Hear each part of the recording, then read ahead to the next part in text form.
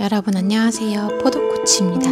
제가 그동안 우리 채널에 회피형, 불안형 커플에 대한 얘기들을 남겨왔잖아요. 이걸 통해서 제 블로그라던가 이 회피형, 불안형을 검색하시고 들어오시는 분이 꽤 많으시더라고요. 그래서 그거를 보고 그만큼 이게 진짜 많은 사람들이 고민하는 이슈구나라는 거를 많이 생각했던 것 같아요.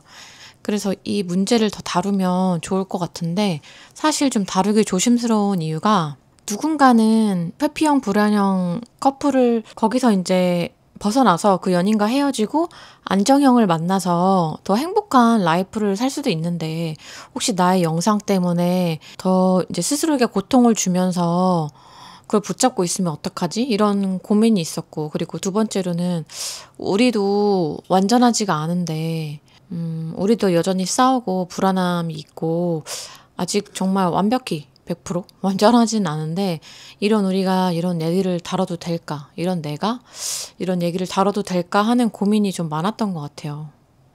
지금도 물론 그 고민이 해결된 건 아니에요. 그리고 사실 어제도 좀 싸워가지고, 싸움이 그동안 그렇게 있지는 않았는데, 큰 싸움이 어제 싸워서 제가 저기다 짐도 싸놨거든요. 근데 확실히 예전과 비교했을 때는 정말 많이 싸움의 패턴이나 그 싸우고 화해하는 그 시간이 진짜 짧아지긴 했어요. 그리고 이제 서로가 갈등에 부딪혔을 때 뭐를 힘들어하는지 아니까 그걸 좀 이해의 폭도 훨씬 넓어졌고, 일단 불안형과 회피형이 가장 갈등에서 크게 부딪히는 원인은 진짜 불안과 회피, 그 말에서 알 수 있듯이 어떤 불안이 올라오면은, 어떤 내가 어려움에 닥치게 되면은 불안형은 그거를 막 쫓는 습관이 있단 말이에요. 이걸 어떻게 해서든 해결하고 싶고, 빠르게 이제 이걸 더 파고들어서 더 얘기하고, 막 누가 보기엔 그게 과도하게 보이겠죠? 그래서 그걸 막 굉장히 많이 더 활성화시켜서 파고들어가고 얘기하는 성향이 있는 반면에, 회피형은 일단 도망가는 거거든요. 그러니까 이 두 개가 만난다면 정말 극과 극이잖아요. 한 명은 빠르게 이거를 해결하고 싶고 빠르게 캐내고 싶은데, 회피형은 한 명은 또 도망가고 싶어. 근데 이게 과연 회피형이 그렇게 꼭 나쁘다고 볼 수 있을까라고 저는 생각은 하긴 해요. 왜냐면 둘 다 서로 그냥 자기가 할 거를 하는 거거든요. 불안형은 자기 거, 불안한 거 계속 쫓아가는 걸 하는 거고, 회피형은 자기도 불안하니까 그냥 도망가는 걸 선택하는 거예요. 둘 다 결국에는 자기 하고 싶은 걸 하는 거거든요. 근데 겉으로 보기에는 일단은 그렇게 잠수 타고 회피하는 사람들이 되게 책임감 없어 보이고, 그러니까 회피형이 나쁘다라고 되게 더 욕을 많이 먹고 있긴 한데, 결국에 서로 입장에서 보면은 회피형은 불안형의 그런 행동들이 되게 싫고 더 불안을 야기하는 것이고, 불안형의 입장에서는 회피형의 그런 행동들, 도망가고 이거를 까놓고 정말 얘기하지 않는 이런 것들이 더 불안을 야기시키는 거거든요. 결국엔 같은 패턴이 서로가 힘든 것을 계속 자극하는 거예요. 그러니까 이 커플은 끌리면서도 정말 괴로울 수밖에 없는 거죠. 되게 무서운 얘기예요. 지금 제가 되게 무서운 얘기를 하고 있는 거거든요. 물론 둘 중에 한 명이라도 이제 안정형을 만난다면은 불안형이나 회피형이 조금씩 작아져서 더 안정형으로 접어들 수 있겠지만은, 그렇지 않다면 같이 있으면서도 행복하지만 고통스러운 시간들을 견디겠죠. 정말 쉽지 않은 얘기예요. 그래서 지금 그런 시간들이 많이 지나고 보니까 둘 다 자기가 본능적으로 하고 싶은 거 있죠. 회피하고 싶은 거나 쫓고 싶은 거, 그거를 둘 다 멈춰야 돼요. 결론은, 그러니까 둘 다 노력해야 한다는 거는, 둘 다 어떤 나의, 사실 본능이라는 단어를 쓰기는 좀 어려울 것 같고요. 나에게 어떤 각인된 나의 어린 시절이나 나의 양육 방식이나 어린 시절 양육 방식이나 이런 걸로 인해서 나에게 학습화된 그런 건강하지 않은 패턴, 쫓는 것과 도망가는 것, 이거를 둘 다 어쨌든 끊어내려고 노력을 해야 그 커플이 결국은 조금씩 행복을 찾아가는 것 같아요. 물론 거기서만 멈추면 안 되죠. 그거는 그냥 그 상황에 대한 어떤 그 상황을 더 크게 만들지 않으려는 시도일 뿐이고, 본질적으로는 자신의 그런 패턴을 이해하고 그런 행동들을 고치려고 노력을 해야 돼요. 그러면 과연 불안형과 회피형은 안정형이 될 수 있냐? 여러분 어떻게 생각하세요? 저 이거에 대해서 진짜 많이 한번 꽂혀가지고 진짜 많이 막 되게 고민하고 막 힘들어했던 적이 있거든요. 왜냐면 사실 불안형과 회피형이 뭔가 내가 잘못해서 그렇게 된 게 아니잖아요. 그냥 내가 태어나 봤더니 우리의 가정이 뭐 그런 가정이었어. 그리고 실제로 정말 안정형을 길러낸 굉장히 건강한 가정이 대한민국에 지금 그렇게 많진 않은 것 같아요. 네. 굉장히 운이 좋죠. 그런 가정에서 태어났다면. 그러니까 제 말은 이거는 대한민국을 비하하려는 게 아니라 당연히 그런 역사와 이유가 있을 거예요. 나라에게 불평불만한다고 해서 아무것도 바뀌지 않아요. 그래서 이런 얘기를 하는 이유는 나만 그런 게 아니다. 그러니까 뭐 그게 위로가 될지 모르겠지만 저한테는 위로가 되더라고요. 나만 그런 게 아니라 정말 많은 사람들이 동일한 어려움을 겪고 있다.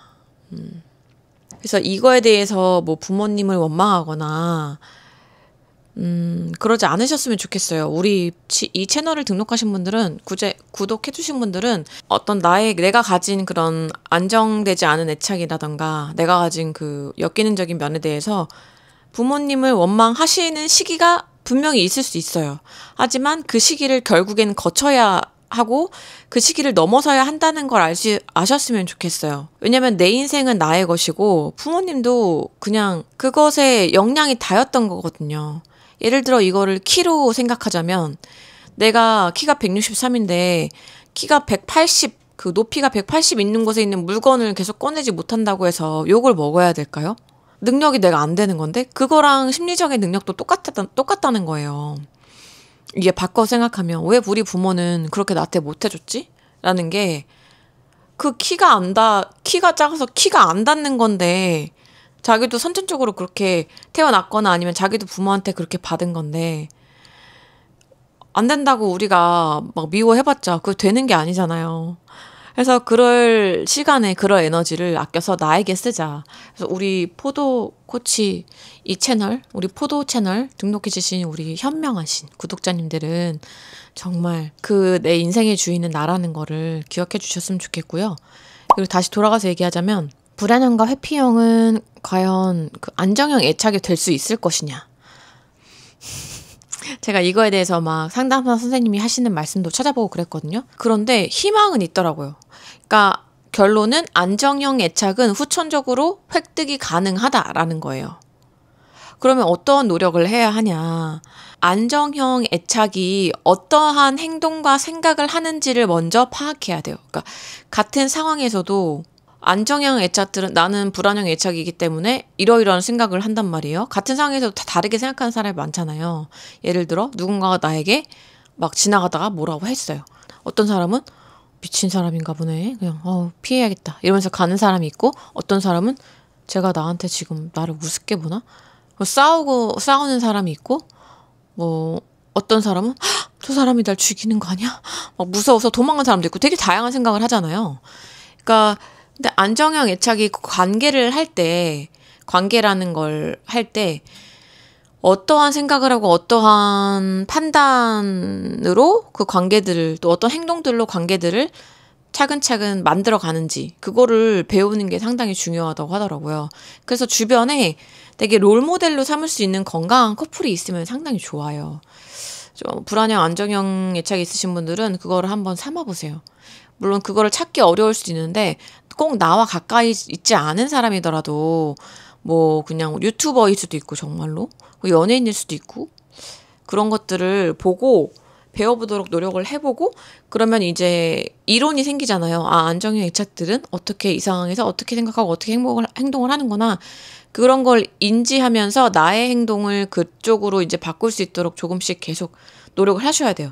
근데 그게 아시겠지만 그 상황에 닥치잖아요. 막 예를 들어 막 싸우고 있어요. 그러면 그 상황에서 나의 패턴을 벗어나기가 정말 힘들거든요. 그거는 진짜 어려운 일이에요. 시간이 지나고 나면은 어느 정도 시간이 내가 많이 연습을 했다면 내가 그때 그랬구나.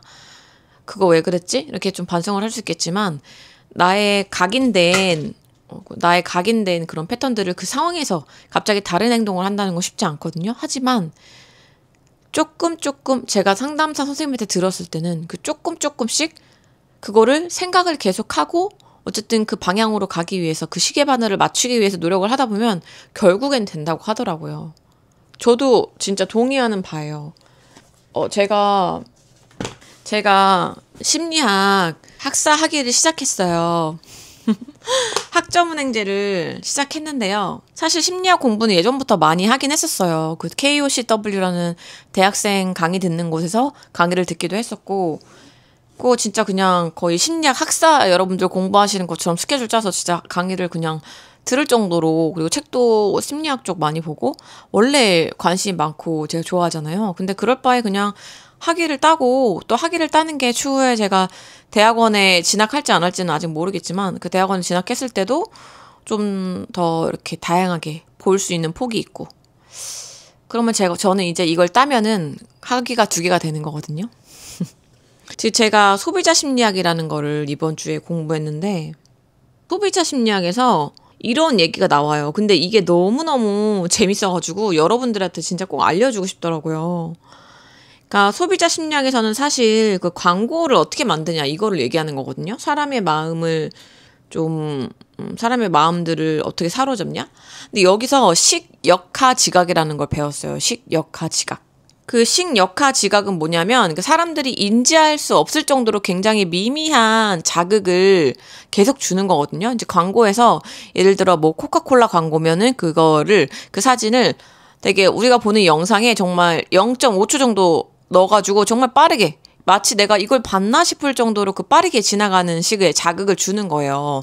그게 이제 탐지할 수 없을 정도, 인지적으로는 탐지할 수 없을 정도로 자극을 주는 거, 그거를 우리가 식역하 지각이라고 부르는데, 그것도 사실 그걸 반복을 하게 되면은, 그 자극을 반복하게 되면 자극의 표상이 소비자의 신경계에서 점차 형성이 된대요. 그러니까 우리가 하는 행동 패턴들이 다 우리의 뇌 안에 회로에 신경계에 각인이 돼 있거든요. 그래서 우리가 예를 들어 회피형이거나 불안형인데 그 안정형 애착에 대한 행동을 내가 하고 싶다. 결국엔 그걸 내가 안정형 애착이 되고 싶다라면은 그 신경계의 회로 패턴의 변화가 와야 돼요.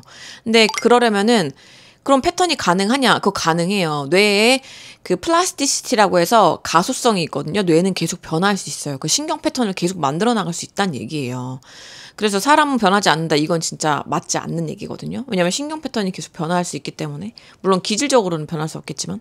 근데 그래서 이 식역하 지각이 계속 수차례 반복적인 자극으로 인해서 자극 표상이 소비자의 신경계에 점차 형성될 수 있다라는 건데, 이걸 공부하는데 마침 그때 그 상담 선생님께서 하신 말씀이 딱 떠오르더라고요. 이거를 계속 생각하고 내가 노력을 하고 설사 그 상황에서는 내가 하지 못했더라도 지나간 후에라도 그거를 다시 한번 고민해보고 그런다면은 그게 가능하다고 하더라고요. 그거를 저도 실제로 느껴요, 많이. 저희 남편도 진짜 많이 변화했거든요, 진짜. 정말 그때부터 유튜브를 하면 참 좋았을 텐데 싶을 정도로 아예 미안하단 말을 아예 못하던 사람이고, 한번 뭐 트러블이 생기면은 막 일주일 몇 주 동안 연락이 아예 없었던 사람인데, 연락을 해도 안 받고, 그런 걸 견딘 저도 대단하죠. 아무튼 어쨌든 간에 그런 되게 여러 가지 시간들을 지나고 지금은 둘 다 되게 많이 변화가 한 것 같아요. 제가 처음에 이런 여러 가지 제 걱정들을 말씀드렸잖아요. 그러니까 저희도 완전하지가 않은데, 이거를 말씀드리는 게 과연 맞을까에 대한 고민? 그리고 두 번째는 혹시 정말 서로 헤어지는 게 더 옳은 선택일 수도 있는데, 이러한 뭐 영상 우연히 봤음으로, 되게 절박하실 때 사실 보잖아요, 이런 영상은. 이런 영상을 봤음으로 인해서 나 때문에 오히려 더 고통을 겪는 건 아닐까, 막 이런 고민들. 근데 이게 저는 그 가치관이 하나 있거든요. 이게 상담 공부하면서 생긴 가치관인데, 인간 중심 상담의 이론에 대한 칼 로저스 선생님에 대한 그 가치관인데, 인간은 가장 좋은 답안은 본인 스스로가 갖고 있다는 그 믿음이에요. 그러니까 옆에서 되게 좋은 충고를 한다고 해도, 그리고 되게 뭐 다른 여러 가지 롤모델이 있다고 해도, 그 인간 중심 상담에서는 인간을 믿어주거든요. 그러니까 그 사람에게, 그 사람 내면에 결국에는 가장 현명한 답이 있다. 그 사람 내면에는 누구나 지혜가 있다. 그거를 믿어주는 거거든요. 근데 그거를 공감으로 끌어낼 수 있다라는 게 인간 중심 상담의 이론인데, 그래서 저는 그렇게 항상 믿어요. 누구나 뭐 힘들어하고 고민을 말하고 조언을 구하는 사람이 있겠지만 결국에는 답안은 되게 제일 좋은 답안은 그 사람 안에 있다고 생각하거든요. 그래서 이걸 보시는 분들도 당연히 이런 거 저런 것들 많이 고민하고 막 괴롭기도 하고 힘드시겠지만 결국은 가장 좋은 답은 이걸 보는 여러분 안에 있다고 생각을 해요. 근데 그거를 스스로 한번 끌어내려고 많이 노력해 보셨으면 좋겠어요. 그러니까 스스로? 그러려면은 스스로 끌어내기 위해서는 그러니까 스스로에 대한 공감을 많이 해주셔야 돼요. 그러니까 나의 감정들을 들여다보고 내가 이런 감정을 갖는구나. 이런 감정에 대한 판단하지 않고 어떻게 너 이런 감정을 가지냐? 너 양심 없는 거 아니야? 뭐 이렇게 대하지 마시고 그냥 판단하지 마시고 그냥 그 있는 감정 그대로 정말 너무 나 자신을 내가 사랑하는 정말 내 자신을 제3자화 시켜서 내가 정말 사랑하고 아끼는 친구이자 자식 같은 존재 정말 그렇게 느낀다고 생각하시면서 마음 깊이 공감해 주시면 하나하나 열쇠가 풀려가면서 내 내면에 있는 그 누구도 줄 수 없는 정말 가장 지혜로운 그 길이 나온다고 저는 생각을 해요. 그래서 이런 거 참고해 주시고 이런 거 괜찮으시다면은 조금씩 영상을 회피형 불안형에 대해서도 영상을 만들어가 보도록 하겠습니다. 오늘 영상은 여기까지고요. 네, 영상 봐주셔서 감사합니다. 좋아요, 구독 눌러주시고요. 댓글 남겨주시면 제가 더 기쁠 것 같아요. 이걸 사실 올리면서도 누가 볼까 이런 생각이 있는데 정말 그런 작은 표시라도 해주시면은 진짜 좋을 것 같습니다. 네. 그럼 여기까지 하겠습니다. 좋은 하루 보내세요.